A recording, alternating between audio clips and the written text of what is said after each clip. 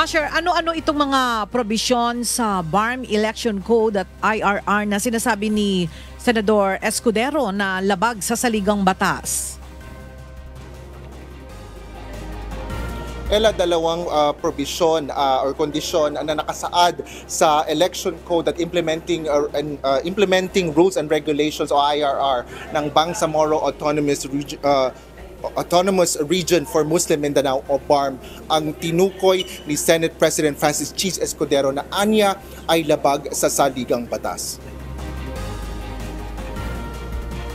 Ayon sa mambabatas, natuklasan nila na lahat ng appointed officials ng Bangsamoro Transition Authority o BTA na nag-file ng Certificate of Candidacy o COC sa BARM elections ay hindi pa rin ikinukonsiderang resigned o nagbitiw na sa pwesto. Bukod dito, hindi rin ipatutupad ang 1-year ban at maaari pa rin agad na i-appoint o hirangin ang mga matatalong kandidato sa eleksyon batay sa IRR o election code ng BARM.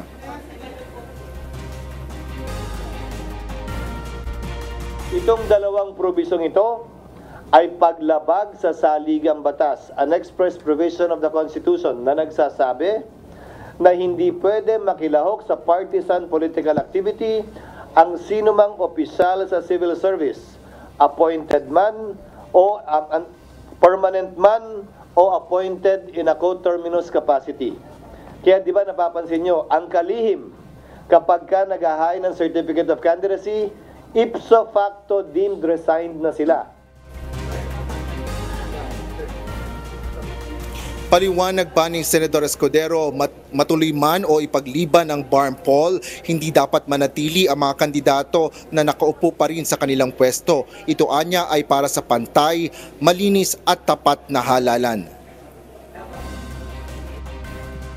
Ngayon, sa 40 miyembro ng BTA, 35 ay nag-file ng Certificate of Candidacy. 5 lamang sa 40 miyembro ng BTA ang hindi nag-file ng Certificate of Candidacy. Ibig sabihin, 35 sa 40 ay ipso facto deemed resigned na sa paghain lamang nila ng kanilang Certificate of Candidacy.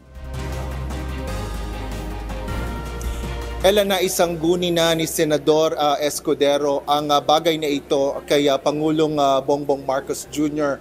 at nang makipagpulong ito sa Pangulo noong Martes ng gabi yan ay November 12. Si PBBM kasi ang nag-appoint ng 40 opisyal ng BTA kaya siya rin anya ang magtatalaga ng mga kapalit nito.